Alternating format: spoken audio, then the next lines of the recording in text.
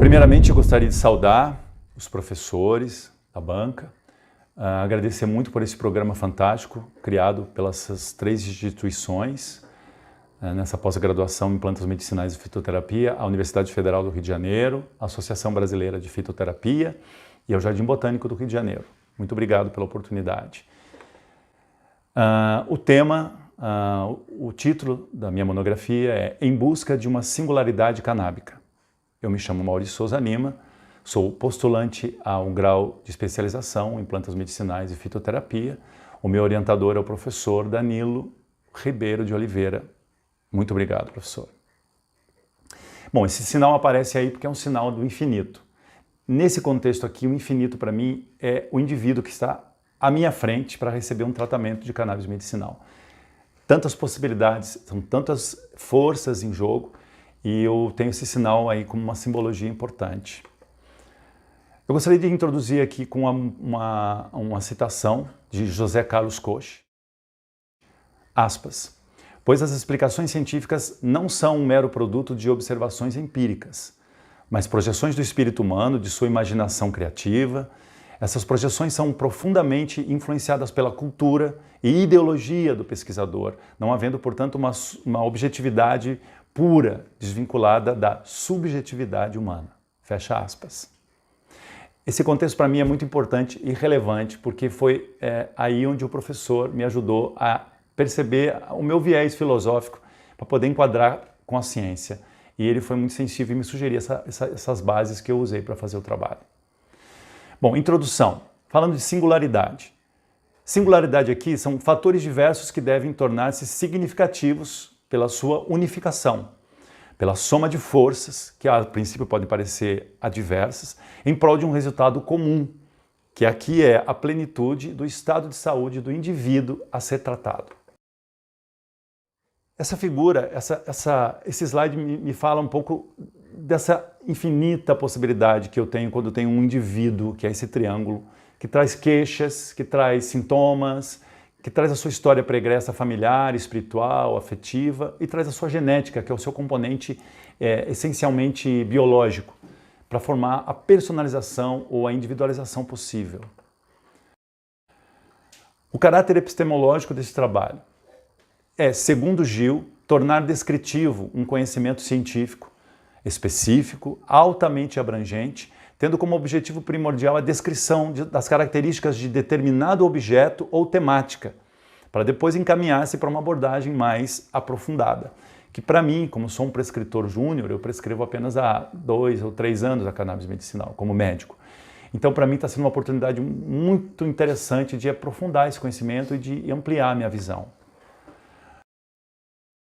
O estudo do teor fitofarmacológico do gênero cannabis, que é assim chamado gênero cannabis porque forma muitos híbridos.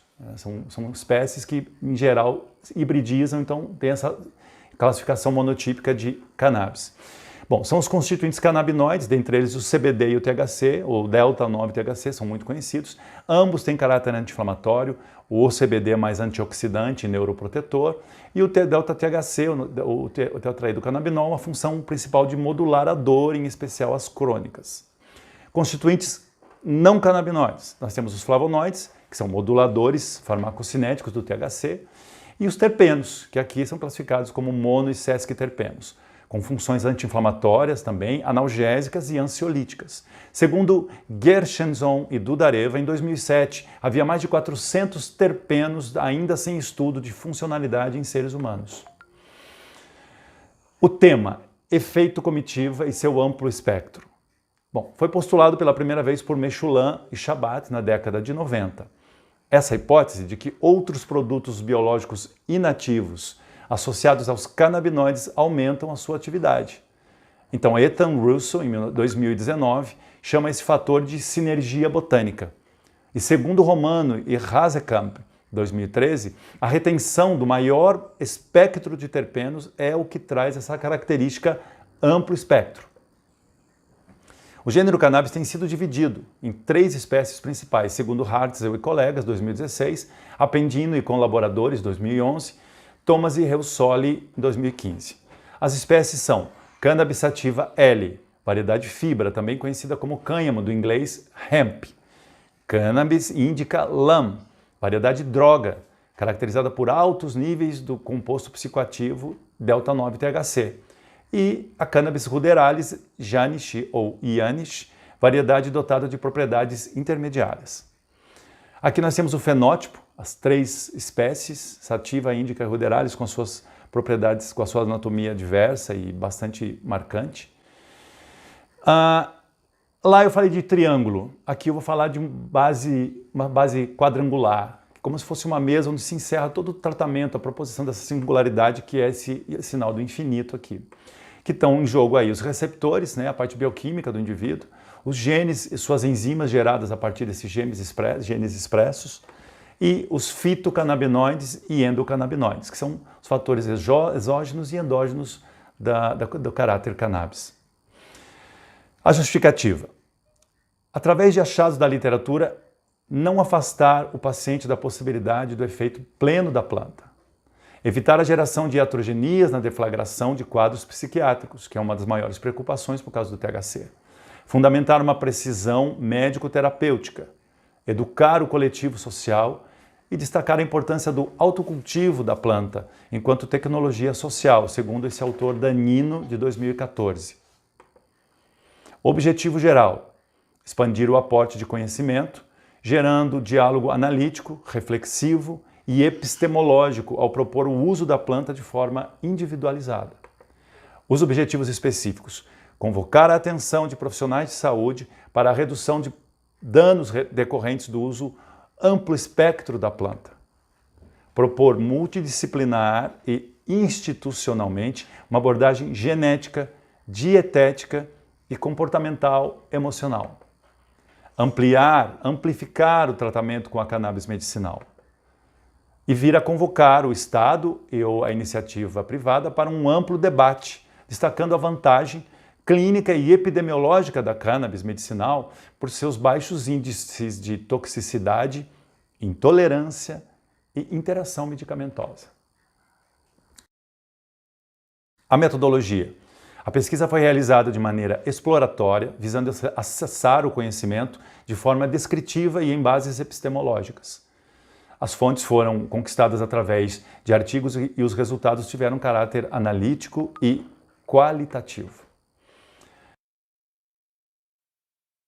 Como desenvolvimento do trabalho, preferi citar aqui alguns itens. Para Russo e Tamin, 2011, o amplo espectro é a contribuição da adição de terpenos para o efeito dos canabinoides, significando que a totalidade do efeito é maior do que a soma de suas partes isoladas.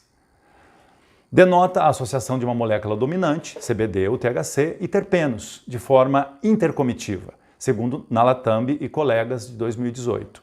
Em tese, esse termo se caracteriza pelo acesso a uma série de mais de 120 componentes fitocannabinoides, segundo El Soli e Gu, em 2015.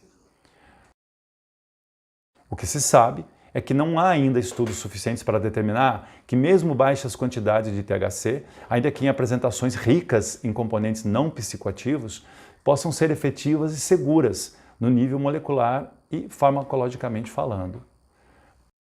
Pode-se dizer que o foco principal do ato de prescrever fica especialmente relacionado ao CBD e componentes não psicoativos que vão ter finalidade terapêutica nos processos inflamatórios ligados às mais diversas patologias. Eis a relevância farmacológica, fitofarmacológica do CBD, porque a sua capacidade clínica vai do seu efeito antioxidante e anti-inflamatório até a modulação de reações de gênese e controle de crescimento celular. Quadros clínicos gerados pelo tropismo do receptor CB1 ao THC não são fator dose dependente, antes os efeitos são bifásicos, e doses baixas de THC podem gerar respostas clínicas mais agudas do que aquelas provocadas por doses mais elevadas. É fundamental o acompanhamento focal, variando de indivíduo a indivíduo, evitando assim um quadro epidemiológico de sujeitos psiquicamente disfuncionais. Considerações finais. A abordagem exige supervisão multidisciplinar que torne possível estruturar uma suficiente rede de referência, pois existe uma série de temas ao redor deste contexto, abandonando o pontual olhar sobre a singularidade que o tratamento amplo espectro individualizado pode propiciar.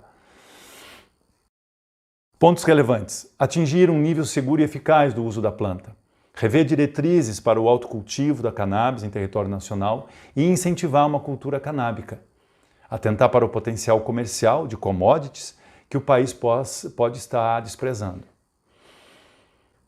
E devido à falta de ampliação governamental dessa visão medicinal canábica, nós ficamos à mercê dos conglomerados farmacêuticos. E nós devemos lembrar que o nosso foco como prescritores deve ser o indivíduo.